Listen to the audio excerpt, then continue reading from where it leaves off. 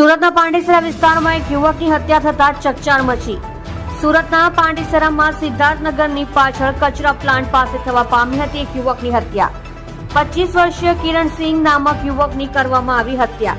મૃતક કરણસિંહને માથાના ભાગે બોધડ પદાર્થ વડે હુમલો કરી હત્યા નિપજાવવામાં આવી હોવાનું સૂત્રો દ્વારા માહિતી મળી. સુરતની પાંડેસરા પોલીસનો કાફલો અને ઉચ્ચ અધિકારીઓનો કાફિલો ઘટના સ્થળ પર આવી હત્યાનો ગુનો નોંધી આગળની વધુ તપાસ હાથ ધરી છે. તમે જોઈ રહ્યા છો કેપી ન્યૂઝ ચેનલ રફીક શેખની સાથે.